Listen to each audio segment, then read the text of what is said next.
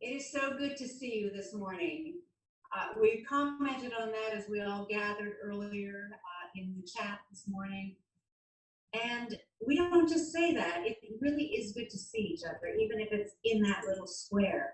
And that's where Zoom has the advantage. We can actually individually log in and we can participate. That's different than just doing the live stream somewhere. But of course, if you're on Facebook, we're happy to have you, or YouTube, that's a great place too. This is just a great opportunity. We never want to overlook the fact that many people work hard throughout the week and on Sunday mornings to make this happen. You and I just log in and we're happy when we see each other's faces, but people have really been working to make this platform work better all the time, and we're grateful. We want to say thank you to you. Something else I want to remind you of this morning, something we don't often do. I want to remind you that you, not what you do, not what you say, not what you write, not what you produce, but you are so much more than you think. You have more impact on those around you than you would ever suspect. You ignite something in someone else, and you probably aren't even aware of it. So all of that to say, there's a whole lot more about you than you're probably aware of. And you might say, yeah, well, that's a little hard to believe. And you're saying that in order to make me feel good. It's a gimmick you use. No, it's not. Actually, science would agree with me to say there is a lot more to us than we realize. It also underscores the fact that there's more to us than we can access through our senses, a whole lot more. This is true about ourselves, this is true about our world and our universe, definitely those things. We're aware of that. Ourselves, we're not always that aware of that. We can get so bogged down in our daily routine, whether that's a little bit boring or very, very hectic. The news we see and read, some of us, some of you, are trying to ensure the quality education of your children or the children that you teach. You try to keep in touch with people. You struggle to keep your job going and to do it well. We often miss out on so much more and so much beyond ourselves and our daily routines. So we'll take just a few minutes this morning to think about the awe and the wonder this can inspire in us. Being aware of that there's more going on with us should also inspire awe and anticipation.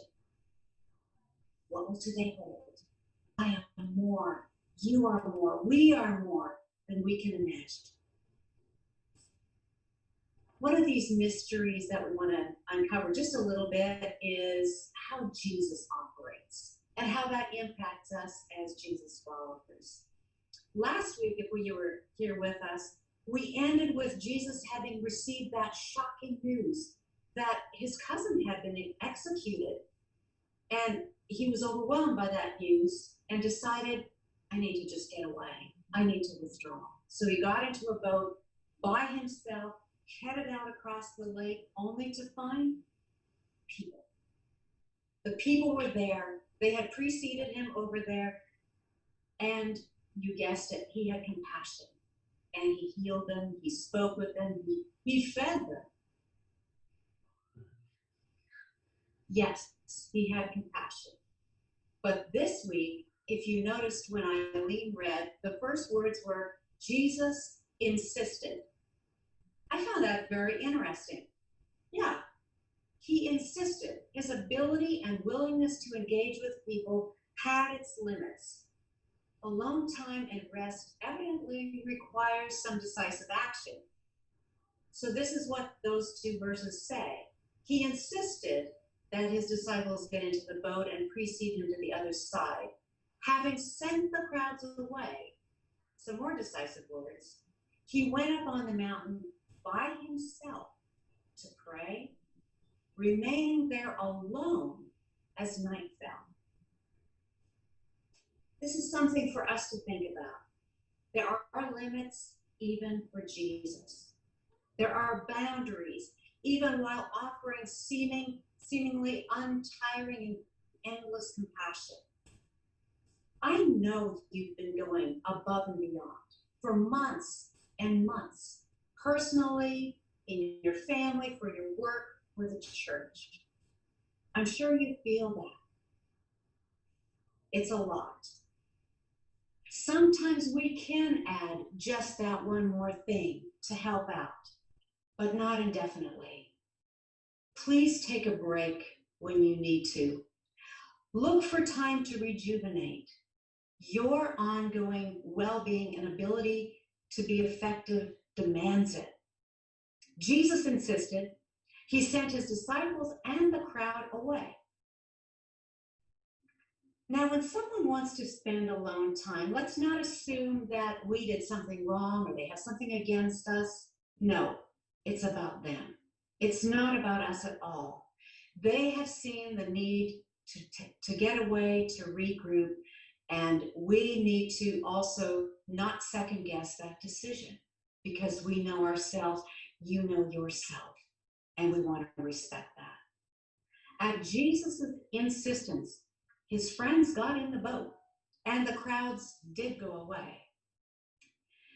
So for Jesus' friends, his disciples, getting into a boat wasn't a recreational activity. It was their form of transportation. It was a whole lot faster than walking all the way around the lake, and those were basically the options. For some of them, the boat was also their business vehicle, kind of their company car, because they were, or at least had been, fishermen. So both the boat and the lake, Lake Tiberias, or the Sea of Galilee as it's sometimes called, they were very familiar to them. I'm sure they had been in a boat on this lake hundreds of times, at all times of day and night, probably even in a storm. This lake was very prone to storms given its geographic location, so I'm sure they had been in a storm on this lake. But there was a surprise awaiting them. Before we get there, meanwhile, Jesus went up on the mountain. His choice for a retreat was to be alone on a mountain as night fell, praying.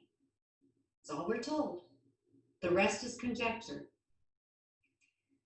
Since scripture gives us just the barest details many times, it's up to our imagination to fill in the blanks for ourselves, if you will. And I believe God gave us the imagination so we could do that. Let's explore that just for a bit. So Jesus seeks the darkness and does so alone. I'm glad Erebus and Rossi were very honest with us. We don't necessarily like the dark, and definitely not alone. And that's not only for kids, it's for adults too. But here he wasn't afraid to sit still and experience solitude and limited visibility. Being alone means there's no one to talk to, no one to do things with, not even anyone to take care of. The darkness also places some restrictions on what's possible. You wouldn't go sightseeing, for example. You wouldn't go for a hike. You definitely wouldn't take any photographs unless you're great at nighttime photography. And yet, being in the darkness alone offered a restorative opportunity. Prayer is easily extinguished when there's too much light, too much activity, surrounded by too many people, too many glaring lights, too much distraction. And we dare not limit our understanding of prayer to the words we use to speak with God in a certain place at a certain time using certain vocabulary. It's much bigger than that. Prayer also includes connection and transformation. It includes things like relationship, healing, forgiveness, awe and mystery, being alert to nature around us. training our ears to listen to sounds that don't come from a device or from another human being. Prayer is listening to what God says through the rustling leaves, through the mountain streams, hearing the mysteries of God embedded in those glistening galaxies. Prayer is reading a psalm, embracing a promise of God, committing to the priorities of Jesus. Prayer is remembering. It's remembering what we've already been through, that God has helped us through. It's remembering where we have come from, what our ancestors have planted within us. The words of a poem, the melody of a hymn, or a haunting tune that we remember. Prayer is remembering our neighbor and allowing their experience to touch us at a deep and vulnerable level, not being afraid to do that. Imagine this as you think about Jesus alone there on the mountain in the dark. Does being alone in the dark become a little less intimidating? Does prayer seem less elusive when it takes on a different shape? Not every shape fits at all times or for everyone. That's why prayer is so multifaceted. So this may have been some of what Jesus did when he was alone in the dark. We aren't told. Now think about the disciples. They were out on that boat alone. A storm has come up. They experienced nighttime and aloneness very differently. Now, they were not alone in the sense that there were no other humans there, but they were without Jesus. And at this point, he had already become an integral part of their lives and purpose. They had given up their known for the unknown of following Jesus through the Judean countryside. Being alone in a storm in the dark may not have been unusual, but having someone walk out towards them on the tossing waves at 3 a.m. certainly must have been. That would have been terrifying. It's no wonder that fear set in and their hearts begin to pound and their minds reach for an understanding of the world, which for them included the supernatural. Ghosts in this case, real or not. The disciples fear this unknown entity. I think we can identify with a paralyzing fear when we're confronted with something that's unusual and unexpected. The human willingness that we hear about, read about, to latch onto conspiracy theories when we can't fully put something threatening, like a global pandemic, into our mental and experiential grids shows how we as humanity tend to do the same. When confronted with fear, humans resort to a primitive and at times illogical way of explaining the inexplicable. Maybe we can learn from Jesus' response to what we may call fears, irrational fears and conclusions. I noticed three things in this text which Eileen read. First of all, when they cry out in fear, Jesus hastened to reassure them. Hastened. He didn't say, oh, well, let's see how this plays out. No, he's right there when they cry out. Secondly, when Peter recklessly wants to defy laws of nature, Jesus says, come. A little harder to explain. When Peter, third point, when Peter succumbs to the very laws of nature he just defied, Jesus immediately stretches out his hands and catches him. At each point, Jesus could have ridiculed them for their irrational responses. Even the statement that follows, you have so little faith, is not as much a critique or a criticism than an observation. An observation which may or may not have led to their own personal growth. Jesus didn't try to control that growth, but he did offer his presence and is non-judgmental support. That gives me hope on a number of levels. When confronted with new and threatening situations, it will disorient us. It will. It may even send us spiraling or even produce panic. We are human after all. If the people who live with Jesus daily in person have this response, we most certainly will.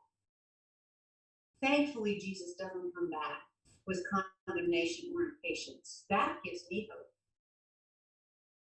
A second point of hope, I too have gut responses that don't line up with reality sometimes. I'm sure you do as well. People we meet do. Jesus' ability to meet a need in spite of a blatant error in thinking impresses me. My go-to tendency is to zero in on that faulty reasoning or that unsupported premise, according to my assessment, of course. But Jesus offers help, invitation, support without needing to set something straight. It's a timely reminder for us. Questionable thinking and action are rampant.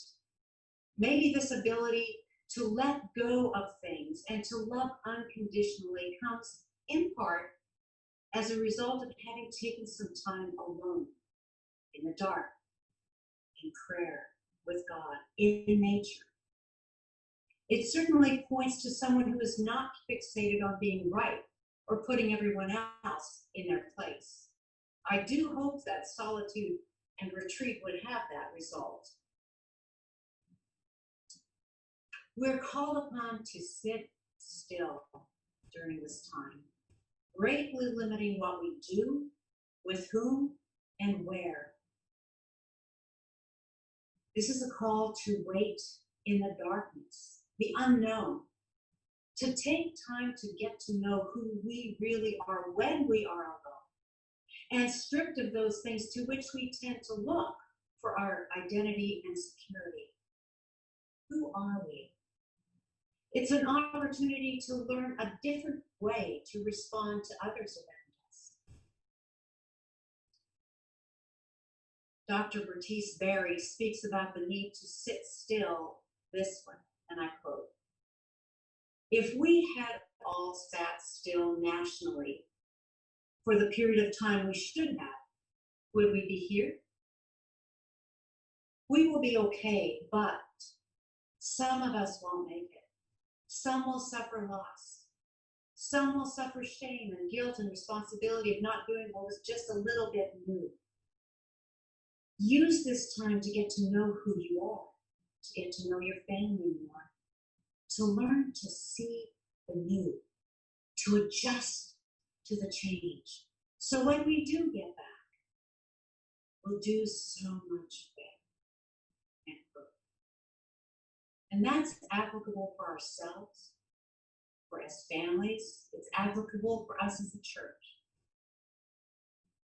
We see the results of those all around us who refuse to sit still, or those who cannot sit still, cannot stand the new and the dark, those who cannot be alone, those who feel no need or simply cannot engage in self-critique.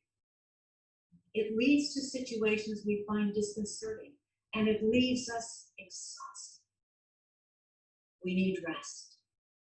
We need solitude without distraction. We need a renewed oneness with God and with all God's creation to find a more genuine connection with God. In a sense, we need to rewire every now and again. Prayer and solitude is a way of rewiring. When I think about a profound prayer to reconnect with who we are, who God is, and where God is found, I turn to one of Wendell Berry's most well-known poems, "The Peace of Wild Things."